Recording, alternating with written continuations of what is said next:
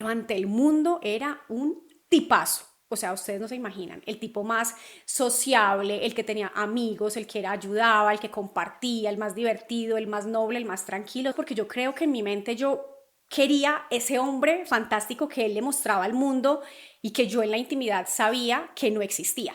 El tipo tenía una fachada tan bien montada que yo empecé a ver sus rasgos narcisistas en el transcurso de lo que pasó en esta relación. Él me escondía. Nosotros empezamos esta relación y nadie en nuestro grupo cercano, recuerden que trabajábamos juntos, sabía de esta relación. Además que me hacía sentir como si me estuviera haciendo un favor, ¿saben? Era como si él fuera así, pues el tipazo de la vida, yo no tuviera ningún tipo de valor y tenía que agradecerle por estar conmigo. Este hombre saca su puño y me pega un puño en la cara. Él quería acabar con mi vida. Él me estaba estaba contra una pared y yo empecé a sentir que me estaba quedando sin aire y empecé a sentir que iba a perder el sentido. Yo tenía a mi hija en los brazos y qué momento tan horroroso. Se comunican conmigo tres personas más que este hombre también abusó. Y ellas se unen al proceso en contra de este hombre. Él me ingresa a la fuerza, me desnuda, me quita la ropa interior y la huele. Y esto para mí era, pero increíble. Yo estaba paralizada, yo no podía entender lo que estaba sucediendo. Soy Vivi Caicedo y te doy la bienvenida a No es mi historia, es mi voz, un espacio donde cuento historias de personas como tú, historias que inspiran, que entretienen y que merecen ser contadas. Si te gusta el contenido, suscríbete para que no te pierdas ninguna de las historias y también para que nosotros podamos seguir haciendo mucho más contenido para ti. Bienvenidos, no es mi historia, es mi voz. Bienvenidos a un nuevo episodio de No es mi historia, es mi voz. Recuerden que este es el espacio donde yo presto mi voz para que mujeres increíbles como tú cuenten las historias para que el mundo las conozca. Si ustedes quieren que su historia sea la próxima que yo cuente, me pueden escribir a mis redes sociales, que por aquí se las vamos a dejar en el episodio, o me pueden enviar un correo electrónico que aquí lo encuentran en el canal. Muy importante, si el contenido te gusta, si quieres ayudarnos, suscríbete, comenta y comparte para que podamos seguir contando historias increíbles. Y vamos a empezar. La historia de hoy es una historia muy fuerte. Recuerden que es muy importante abrir el corazón y no juzgar. Y al final les voy a contar porque la protagonista de esta historia va a necesitar de nuestra ayuda. Así que quiero que se queden, se conecten y al final me ayuden para que nos unamos fuerzas y podamos ayudar a esta mujer que de verdad nos está necesitando. Empecemos. En la historia de hoy les cuento que soy una mujer que tiene 37 años, estoy muy cerca de llegar a mis 40, tengo una hermosa hija que tiene 9 años, vengo de un hogar muy controlador, una mamá supremamente controladora, además con unas tendencias de conceptos religiosos muy marcados, donde me inculcan la importancia de la familia, de ese núcleo. Me restringen muchas libertades, muchas posibilidades de salir, de compartir. En mi adolescencia y en mi juventud tengo muy poca vida social, muy pocas relaciones amorosas. Y un día empiezo a trabajar ya siendo una profesional y en el trabajo conozco a un narcisista. Y todo lo que les voy a contar hoy, hay momentos en que para mí, estando ya en este punto y mirando hacia atrás, digo, ¿cómo permití que esto pasara? Hoy ya me perdoné y entendí que de eso se trata justamente el narcisismo, de esta capacidad de manipular, y por eso elijo contarles esta historia. Este hombre que conozco en el trabajo, empezamos a tener una relación amorosa y la señal número uno, la primera señal llegó muy rápido y no me di cuenta hasta ahora. Él me escondía. Nosotros empezamos esta relación y nadie en nuestro grupo cercano, recuerden que trabajábamos juntos, sabía de esta relación. Incluso hay un recuerdo que tengo que es bastante marcado, que una vez nos íbamos a reunir en la casa de él con los compañeros del trabajo. Yo fui, lo acompañé a comprar las cosas, le ayudé a hacer lo que iba, los pasabocas, a tener todo listo para el encuentro con nuestros compañeros de trabajo y un rato antes de que llegaran las personas me dice, escóndete en el baño que yo lo resuelvo. Y efectivamente yo le hago caso, yo no sé por qué lo vi normal, pero lo vi normal y me escondo en el baño y en un momento él lo saca para que yo entre como si hubiera acabado de llegar a la reunión. Y así pasó bastante tiempo, donde él seguía ocultándome y yo seguía permitiendo que eso sucediera. Él me daba argumentos de privacidad y un montón de cosas que hoy entiendo que claramente no tenían nada que ver, era simplemente su personalidad narcisista, además que me hacía sentir como si me estuviera haciendo un favor, ¿saben? Era como si él fuera así, pues el tipazo de la vida, yo no tuviera ningún tipo de valor y tenía que agradecerle por estar conmigo, a pesar de que laboralmente hablando yo tenía un mayor rango que él, yo era una profesional y él era un auxiliar, o sea, ni siquiera podemos decir que él podía medir su superioridad por el cargo, porque ni siquiera por eso, pero me lo hacía saber, me lo decía como agradézcame porque está conmigo, y ni siquiera la intimidad me gustaba. Él era un hombre muy violento en la intimidad y para mí yo no la disfrutaba, de hecho me generaba un poco de miedo, pero ante el mundo era un tipazo. O sea, ustedes no se imaginan, el tipo más sociable, el que tenía amigos, el que era, ayudaba, el que compartía, el más divertido, el más noble, el más tranquilo. O sea, el tipo tenía una fachada tan bien montada que yo empecé a ver sus rasgos narcisistas en el transcurso de lo que pasó en esta relación, pero no sabía identificarlos porque yo creo que en mi mente yo quería ese hombre fantástico que él le mostraba al mundo y que yo en la intimidad sabía que no existía. Más o menos un año y medio después de estar en esta relación, él decide contar ya en el trabajo y me pide que nos vayamos a vivir juntos. Yo decido decirle que sí, me voy a vivir con él. Él vivía con su papá y yo llego a la casa de él y me convierto en la empleada. Básicamente me convierto en la empleada del servicio de él y de su papá. Pero además con el pasar del tiempo no solamente me convertí en la empleada del servicio, sino que pasaron unos meses y yo perdí el trabajo que tenía, o sea, ya donde trabajaba con él, perdí ese trabajo y estuve unos 2 meses sin trabajar. Esos 2 meses fueron un infierno, ustedes no se lo alcanzan a imaginar, porque él me humillaba, porque yo no tenía cómo seguir pagando, incluso yo pagaba el arriendo, yo pagaba los servicios, yo pagaba absolutamente todo lo de la casa, entonces era la empleada y además pagaba todo lo de la casa. Cuando yo me quedo sin trabajo, empecé a sentir el peso de la humillación de este hombre porque yo ya no tenía cómo aportar económicamente en esa casa. Fueron solamente 2 meses, pero fueron 2 meses muy difíciles y yo decido dejarlo. Ya no pude con la presión, me parecía muy difícil de sostener la situación y elijo irme, y creo que ahí fue donde descubrí realmente lo manipulada y lo mal que estaba psicológicamente, porque después de que me voy, ustedes no se imaginan la angustia que yo sentía. O sea, yo tenía esa necesidad de saber cómo estaba, dónde estaba, cómo perseguirlo. Yo me parqueaba al frente de la casa de él a esperar que él llegara. O sea, me obsesioné, realmente me obsesioné, no sé ni con qué, yo no sé qué extrañaba porque realmente no era una buena relación. Y un día cuando voy a recoger mis cosas, él llega, me ingresa a la casa, en ese día no estaba el papá, nosotros dos estábamos solos, y detono en él como un ataque de celos que todavía no lo había visto, esa es la primera vez que veo como esta parte violenta de él. Él me ingresa a la fuerza, me desnuda, me quita la ropa interior y la huele. Y esto para mí era, pero increíble, yo estaba paralizada, yo no podía entender lo que estaba sucediendo y le pregunto por qué hace eso y él me contesta que lo está haciendo porque él cree que yo tengo otro hombre y pues quiere saber si estoy oliendo a otra persona y esto me parece muy enfermo, o sea, ¿cómo lo va a manifestar de esta manera? Pero la cosa no acaba ahí, ese día él abusa de mí, él me accede sin que yo quisiera y yo no sé por qué, yo pensé que eso era normal, pensé que me extrañaba. De una forma tan retorcida me sentí amada.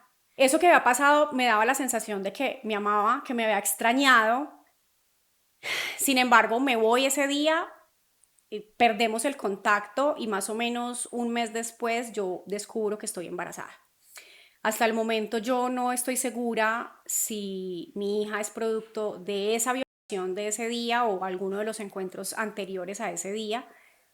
pero descubro que estoy embarazada y se lo comento. Él reacciona muy mal y me dice que él está seguro que ese bebé no es de él. Recuerden que cuando él me huele la ropa interior es porque está completamente seguro que yo tengo otra persona. Esto para mí fue muy difícil porque yo me sentía completamente enamorada de este hombre. Yo me quedo sola con mis primeros 2 meses de embarazo en una depresión horrible, entonces el tema hormonal que pasamos las mujeres en etapa de gestación, más el dolor de sentir que el hombre que yo amaba y del que estaba segura que era el papá de mi hijo, porque pues claramente yo no tenía ninguna duda, había elegido simplemente alejarse y pensar que no era su hijo, que no era su bebé. Esto fue muy difícil, yo tuve en esos momentos afortunadamente el apoyo de mi mamá, y 2 meses después no sé qué sucedió, no tengo la explicación, no sé qué pasó en su mente, pero él elige volver y decirme que él se va a hacer cargo, que él quiere un hogar, que él quiere una familia, que él quiere que su hijo nazca en un hogar bien constituido. Y aquí viene esta creencia que a mí me implantaron en mi casa de la familia, de lo importante que es papá, mamá y el hijo juntos. Y pues además yo seguía muy enamorada y yo pensaba que me extrañaba y que era real, así que yo regreso a vivir con él. Y solamente unos días después de haber regresado, a mí me empiezan a escribir por Facebook, me contacta una mujer y me dice que ella es la novia y que llevan un año de relación. Y yo digo, pero la novia, si nosotros ya para ese entonces habíamos tenido una convivencia de año y medio, o sea, ya había pasado mucho tiempo, ¿cómo era posible que tuviera una novia? Yo no podía entender lo que estaba sucediendo. Por supuesto lo confronté y por supuesto lo negó y recurrió a la herramienta de todos. Usted está loca, él lo negó completamente. Y lo más triste de este momento de la vida es que cuando nosotros regresamos, él me dice que para nuestro bebé él quiere ser un hombre profesional, que él quiere estudiar y yo me endeudo y yo le pago el estudio para que nuestro hijo tuviera un papá profesional. De hecho, él estudiaba con mi computador, o sea, era la herramienta con la que él estudiaba. Yo le hacía algunos trabajos, yo le ayudaba. Yo de verdad quería apoyarlo, yo de verdad quería que él creciera y de verdad quería que mi hijo se sintiera orgulloso de sus papás. Un día, mientras yo le estaba ayudando con uno de los trabajos de la universidad, encontré una carpeta que me llamó mucho la atención, la abrí y encontré videos y fotos explícitas de él con la mujer que me había contactado por Facebook diciéndome que ellos dos estaban juntos. Aquí ya no tuvo cómo negarlo, no tuvo cómo decir que no era real, pero sí se devolvió en el tiempo y me dijo que eso había pasado algún tiempo atrás, que él ya le había dicho que terminaran esa relación y que ella estaba obsesionada con él, enamorada pues, y nuevamente ella es la loca. Yo no le creo porque pues además yo lo vi, sin embargo estoy embarazada con este concepto de que la familia, de lo que hay que hacer, de lo que hay que conservar y yo me quedo allí, pero finalmente después sí terminé dándole la razón porque una de las veces que esta mujer me llama a decirme que él está con ella, él está al lado mío. Entonces, claro, esa fue la excusa para él perfecta. Si ve, ella está loca, ¿cómo le va a decir que está conmigo si yo estoy acá con usted?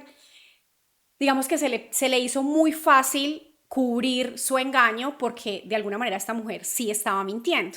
Yo hasta el día de hoy no tengo muy claro en qué momento pasó, cuánto tiempo fue. Yo sé que eso sucedió porque vi las fotos y los videos, pero no tengo muy claro esa línea de tiempo. Yo estoy embarazada con las hormonas a tope, la insulto, ustedes no se alcanzan a imaginar todo lo que yo le dije a esta mujer. La maldije, le dije, ¿usted cómo se le ocurre? Yo estoy embarazada, usted no me puede hacer la vida de esta manera. Ya llevaba más o menos un mes en esta situación que me llamaba, me escribía, me decía, me atosigaba. Yo realmente la traté muy mal. eh, y le creí a él, le creí ciegamente que ella lo estaba presionando y que ella estaba obsesionada con él. Unos días después llega el momento del parto.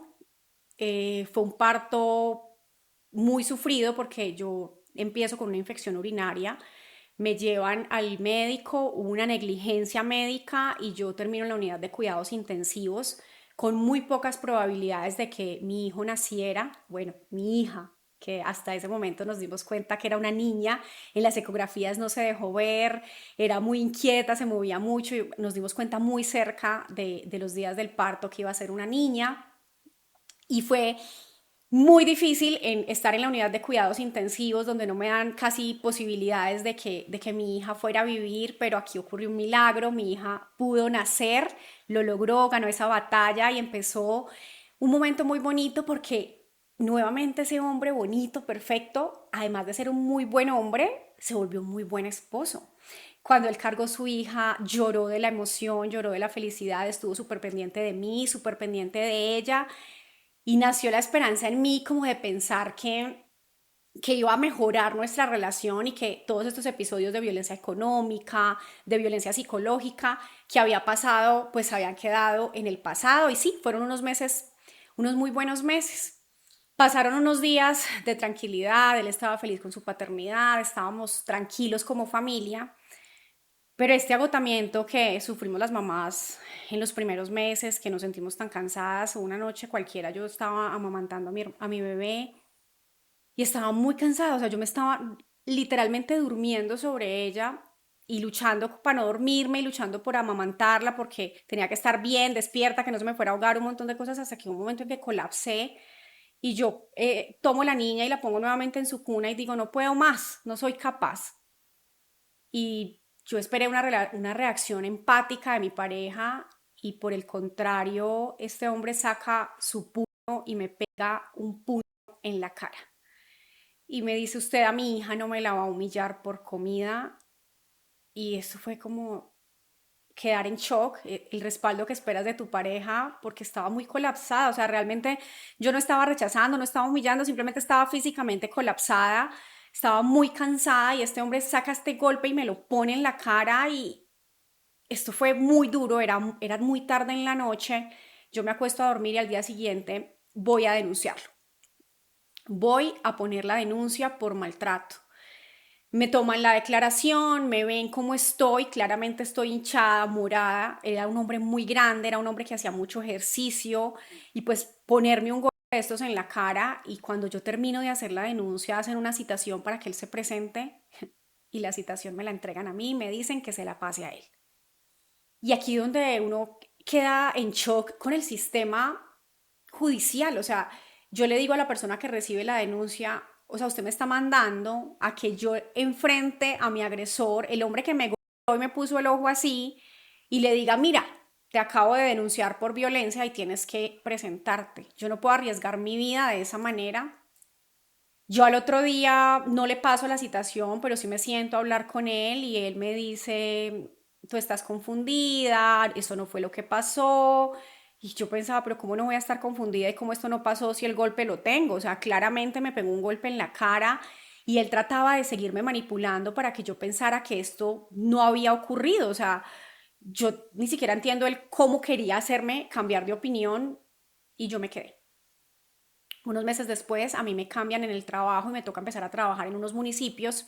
Entonces, claro, eso hacía que mis rutinas fueran un poco más largas, que yo, digamos, me demorara un poco más para llegar a la casa y esto despertó por completo esos celos enfermizos de este hombre y otra vez sale su lado controlador, el lado celoso, el lado que se imagina un montón de cosas y aquí viene nuevamente un episodio de violencia. Yo no recuerdo muy bien cuántos años tenía mi hija, cuántos meses tenía mi hija. Yo le pongo que tuviera unos 8 más o menos. Yo la estaba bañando, estábamos en la bañera y a mí me sonó el teléfono. Me llegó un mensaje, sonó la notificación del teléfono y este hombre se transformó. Se transformó, se me tiró encima y me dijo, desbloquéelo, desbloquéelo.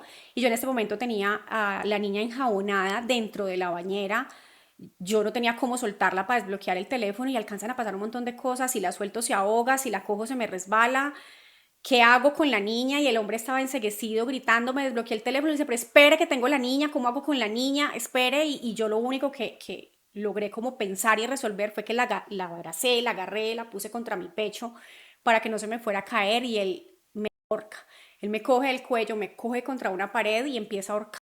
Desbloqueéme el teléfono y yo le rogaba que me soltara, yo le iba a desbloquear el teléfono, yo no tenía nada que ocultar, pero él yo creo que en ese momento ya ni siquiera quería que se lo desbloqueara, él quería acabar con mi vida, él me estaba ahorcando, yo estaba contra una pared y yo empecé a sentir que me estaba quedando sin aire y empecé a sentir que iba a perder el sentido y yo tenía a mi hija en los brazos y qué momento tan horroroso me logro soltar porque él reacciona, realmente yo no me logro soltar, él me suelta porque la niña lo toca, Él sale y se va en la moto y yo llamo a la policía, llega la policía, se forma un escándalo, los vecinos, o sea, estaba todo el mundo y fue muy triste cómo me juzgaron porque cuando yo estoy contándole al policía lo que sucede, yo le digo que yo ya lo había denunciado a él una vez por violencia y me dice, ¿y entonces por qué se volvió a vivir con él? Y entonces las personas que esperas que vengan a apoyarte y ayudarte me juzgaban. ¿Y cómo es posible que usted haya puesto en riesgo a su hija si usted ya sabía que él era un hombre violento, él ya la había golpeado, usted por qué se expuso, por qué no se fue? Y yo denuncié, pero no encontré ayuda, no pude hacerlo de otra forma, pero ese día sí tomé las fuerzas, me fui para la casa de mi mamá con mi bebé desnuda, así como la tenía en brazos, les conté lo que había sucedido, mis hermanos fueron a la casa, recogieron algunas cosas para que pudiéramos pasar la noche cómodamente, para poder cubrir la niña porque me la llevé desnuda y digo, hasta aquí. Ese día logro romper ese ciclo de violencia, ese día por fin logro huir del narcisista y dije, ni un día más voy a permitir que este hombre me golpee o me violente o me manipule, eso nunca más y decido romper ese ciclo. Voy a medicina legal, hago la denuncia, me dicen, no, no hay citas para que te vea el médico. Y yo decía, pero yo no sé si ya después sigan estando las marcas, yo no sé si esto después lo puedan ver y lo puedan comprobar.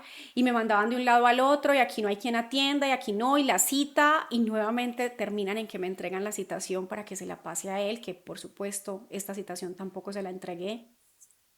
Nunca pasó nada con la denuncia. Un año después me llega una confirmación de que la denuncia fue archivada por vencimiento de términos. O sea, se vencieron los términos, nadie investigó, nadie preguntó, a él nadie lo llamó, no pasó nada. Y yo ya en este momento tenía mucho miedo porque era un hombre violento y él reclamaba el espacio para compartir con su hija. Entonces yo lo dilataba diciendo que la niña no había dejado el pañal, cosa que era completamente falsa porque mi hija era una niña muy avanzada. Ella gateó rápido, caminó rápido, habló rápido, dejó el pañal rápido, o sea, era muy, muy avanzada en su desarrollo. Pero mi excusa era que la niña no había dejado el pañal y que necesitaba estar como más cerca de mí para que él no la viera. Era como la forma que yo tenía de protegerla a ella. Pero cuando la niña cumple 2 años y medio se me acaba la excusa. O sea, claramente ya no tengo cómo escudarme en esta excusa.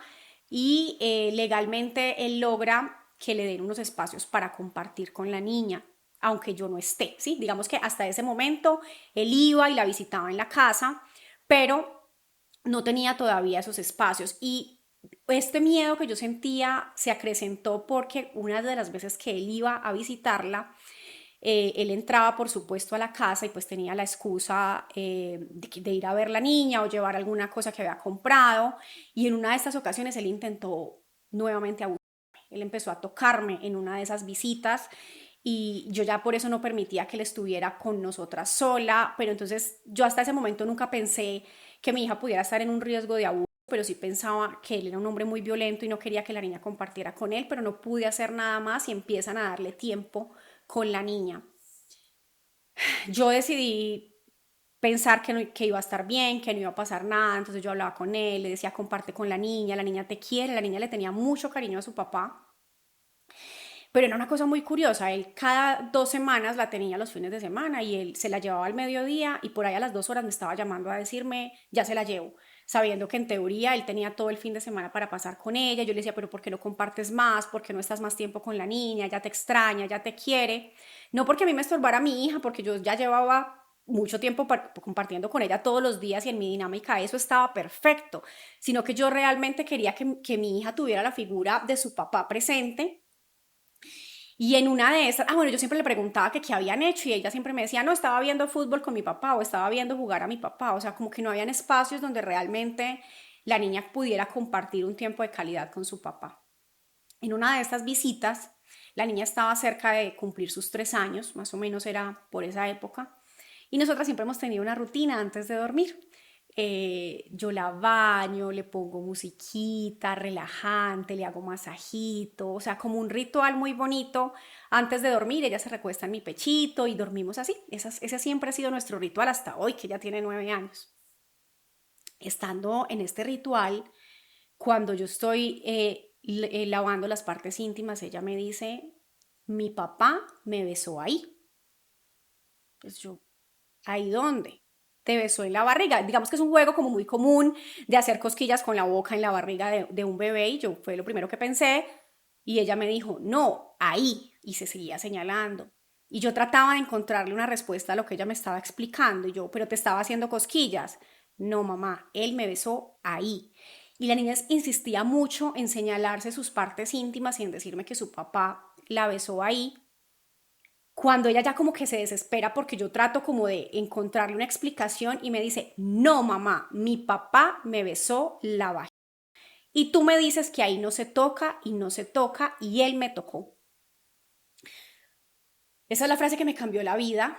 Como mamá, no estamos listas para eso. Yo fui víctima de abuso de este hombre y yo sabía que era un abusador, así que sabía que eso podía haber pasado. Pero yo había visto la figura de papá, del hombre que lloró cuando la recibió, de ese hombre abnegado que se desvivía por su hija aparentemente. Entonces en mi cabeza era muy difícil como poder encajar esa imagen de la situación, pero yo le creía, por supuesto, a mi hija lo que me estaba contando.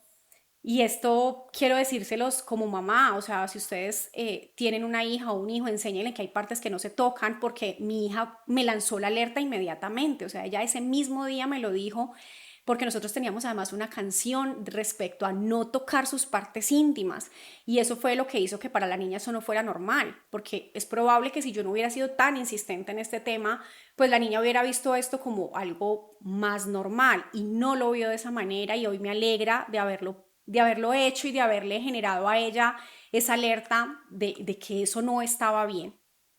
Salgo corriendo nuevamente a denunciarlo. Mi hija le hacen un examen en medicina legal y cuando le hacen el examen sale la médico y me dice, va a ser muy difícil de comprobar esto porque no hay, digamos, un rastro físico, porque no hubo violencia, él la tocó, él la besó, pero no hubo ningún tipo de violencia que dejara un rastro más allá de eso que había sucedido. Ella me dice que como médica ella está segura que eso sí sucedió por la forma en que ella lo expresa y por las cosas como las narra la niña, pero que no hay nada que ella pueda físicamente dictaminar. A ella la manda con un psicólogo forense y empezamos esta ruta de revictimización, porque entonces la niña tenía que ir a contarle al psicólogo y luego en la fiscalía y luego a la defensoría y luego al bienestar familiar y volvían y le preguntaban y volvían y le preguntaban y en todo lado estábamos yendo aquí para allá contando nuevamente la historia un montón de veces y yo decía, Dios mío, ¿esto cuándo va a parar?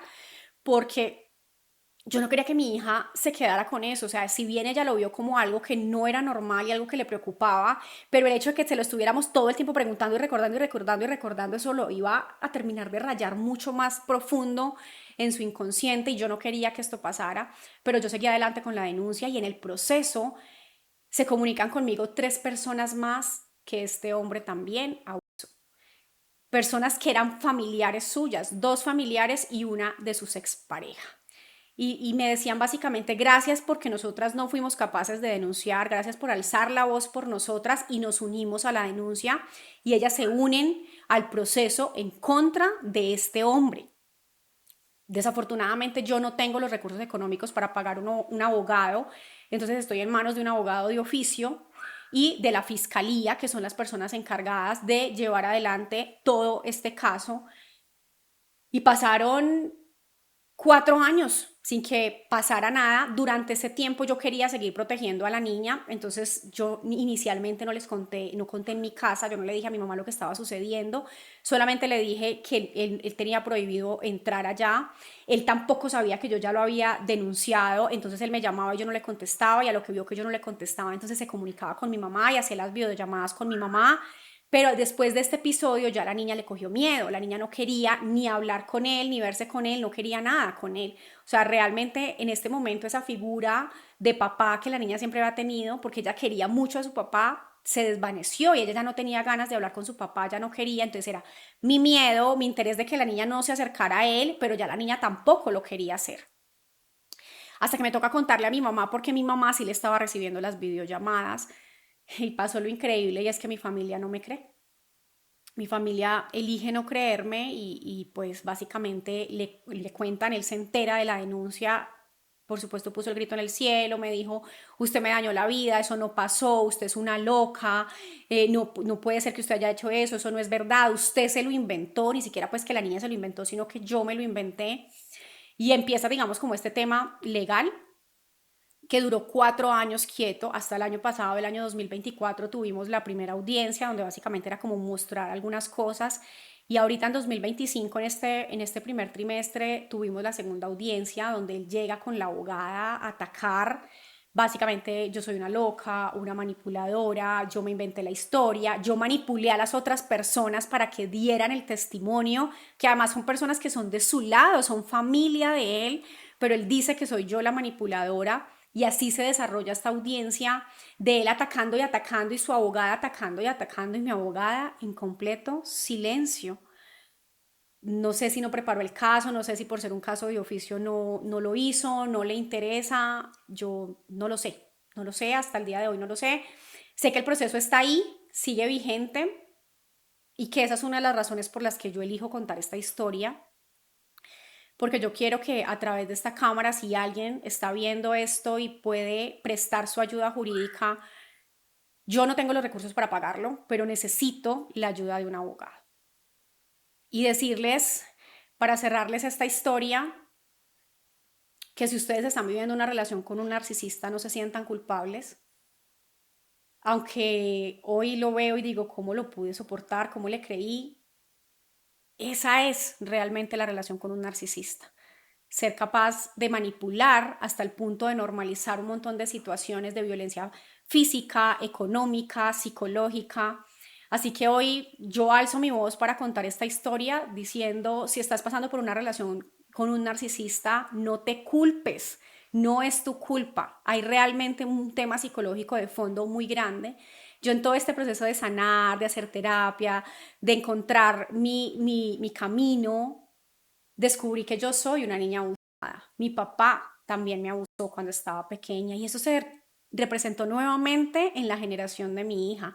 Así que yo estoy haciendo todo y alzo mi voz para que conmigo y con mi hija se rompa el ciclo, para que no haya ni un abuso más. Y la razón por la que cuento esta historia y por la que pido ayuda es porque quiero que este hombre esté en la cárcel, para que no haya una sola víctima más, incluyendo sus hijas, porque sí, después de todo lo que sucedió, él se casó y ahora tiene unas hijas que también están en riesgo de ser víctimas de este abusador.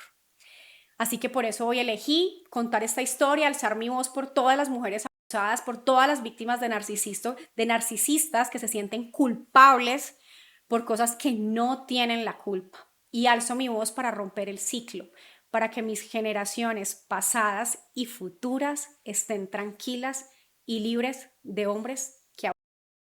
No es mi historia, es mi voz.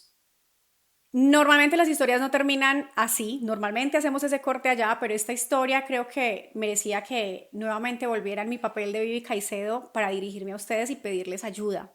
Creo que nosotros tenemos una misión importante en este caso y es que si aquí alguien nos está viendo, un abogado que quiera ayudar a esta mujer que no tiene los recursos, pero está completamente decidida a ir hasta el final, pues nos puede ayudar. Si no es el caso y no eres abogado, nos puedes ayudar compartiendo para que podamos llegar a alguien que realmente pueda ayudar, porque en este caso no estamos hablando solamente de ayudar a la protagonista de esta historia que valientemente levanta su voz, sino que estamos ayudando a la sociedad en general porque le vamos a quitar a la calle un abusador. Así que creo que esa es nuestra responsabilidad. Si esta historia te conectó, te movió y te nace ayudar, pues vamos a hacerlo, vamos a compartir y vamos a ayudar, vamos a tratar de encontrar una persona que se ocupe de esto para que podamos darle una ayuda a esta mujer y para que podamos sentirnos un poco más tranquilos. No olvides suscribirte al canal y activar la campanita de notificaciones para que no te pierdas ninguno de nuestros episodios.